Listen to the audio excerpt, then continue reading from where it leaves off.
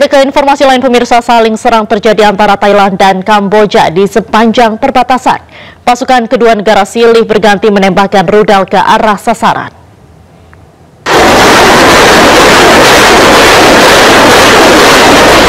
Rudal RM-70 multiple launch milik tentara kerajaan Kamboja terus diluncurkan di sepanjang perbatasan Kamboja dan Thailand. Sebuah akun military force membagikan video yang memperlihatkan peluncur roket ganda RM-70 122 mm dari lahan pertanian warga sipil di Provinsi Oda Manche, Kamboja. Rudal itu menargetkan perbatasan Thailand di Provinsi Surin. Sementara itu, Thailand membalas dengan menembaki posisi militer Kamboja dengan unit artileri di perbatasan. Prajurit berseragam lengkap dengan senjata dan amunisi. Tentara Thailand meluncurkan serangan ke Kamboja dari sebuah lahan kosong.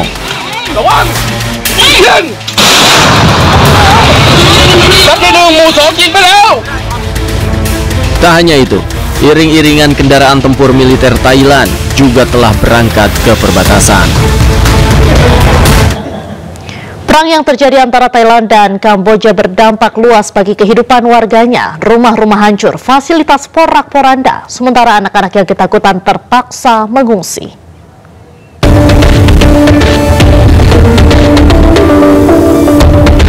Kehancuran terjadi di Ubon Ratchathani, menyusul penembakan terus-menerus oleh pasukan Kamboja.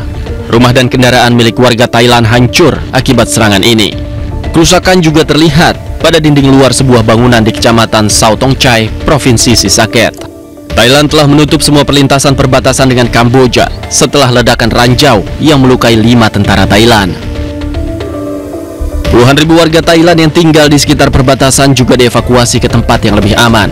Anak-anak sekolah juga dievakuasi ke tempat aman menyusul adanya serangan dari tentara Kamboja. Ketegangan juga terjadi di distrik Banteay Ampil, Provinsi Odar Manche, Kamboja. Warga meninggalkan rumah mereka secara massal di tengah bentrokan antara pasukan Kamboja dan Thailand di perbatasan.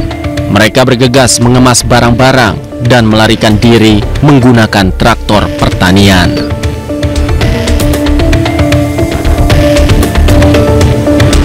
Ketegangan di perbatasan antara Thailand dan Kamboja tengah memanas. Pasukan militer kedua negara saling melepaskan serangan hingga menimbulkan bentrokan. Konflik mengenai wilayah perbatasan menjadi pemicu konflik militer antar kedua negara dalam beberapa dekade terakhir.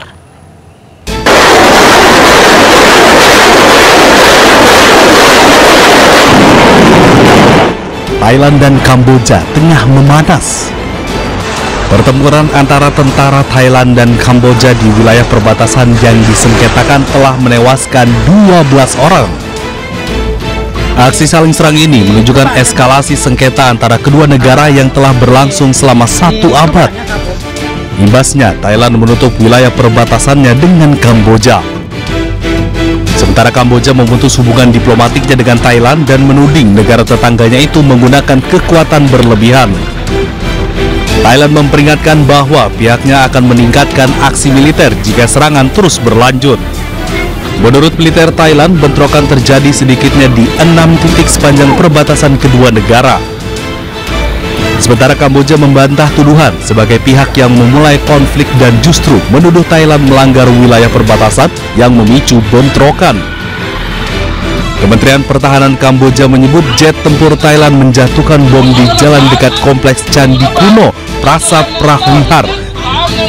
Pihak Kamboja juga memperingatkan Thailand untuk tidak menyombongkan keunggulan militernya atau akan menghadapi serangan yang lebih parah. Akibatnya aksi saling serang antar kedua negara ini, Duta Besar Thailand diusir dan seluruh staf diplomatik di Kamboja ditarik ke Bangkok. Langkah ini merupakan respon dari keputusan Thailand yang menarik duta besarnya dari Phnom Penh. Ketegangan antara Thailand dan Kamboja kembali meningkat seiring meningkatnya konflik lama mengenai wilayah perbatasan, khususnya sekitar Candi Pras Prawihar. Sengketa ini telah berulang kali menjadi pemicu konflik militer antara kedua negara dalam beberapa dekade terakhir.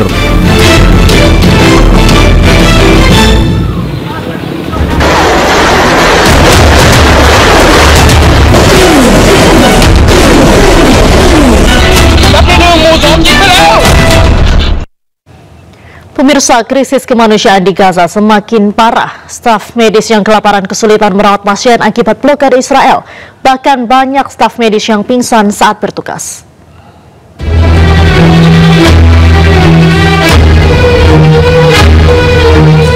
Krisis pangan yang terjadi di Gaza, Palestina semakin parah.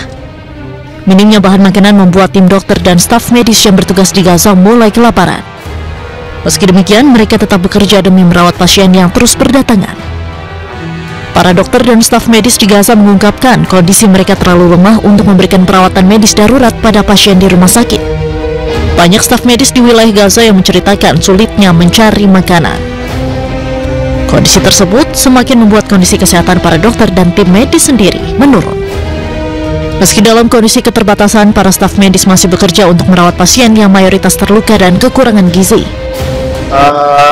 Kebetulan kami fokus di rumah sakit, jadi di rumah sakit yang datang sini bukan karena sakit saja, tetapi juga lapar. Keluarganya yang antar juga lapar, sehingga mereka sangat berat sekali. Ya betul, mereka bawa bekal seadanya, mungkin yang masih tersisa dibawa ke rumah sakit berupa kayak roti-roti itu.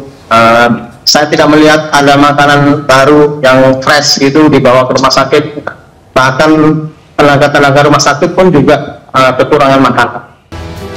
Dalam beberapa hari terakhir, para tenaga kesehatan di Gaza secara kolektif melaporkan tingkat kerawanan pangan yang belum pernah terjadi sebelumnya, yakni penurunan kekebalan tubuh, infeksi berulang, kelelahan parah, dan sering pingsan selama operasi atau misi penyelamatan.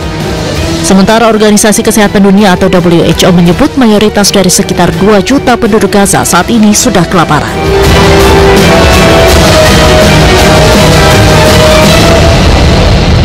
Pemirsa, di tengah keganasan menerjang Gaza, Parlemen Israel menyetujui pencaplokan tepi barat Palestina.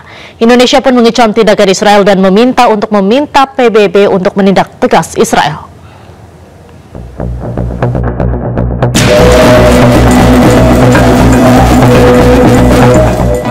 Tidak hanya Gaza, ternyata Israel juga berniat untuk mencaplok tepi barat Palestina. Rangkaian serangan pun telah dilancarkan Israel beberapa kali ke tepi barat dan menewaskan puluhan warga Palestina yang tinggal di sana. Puncaknya pada hari Rabu 23 Juli 2025, Parlemen Israel menyetujui perluasan kedaulatan Israel atas tepi barat dan lembah Yordan.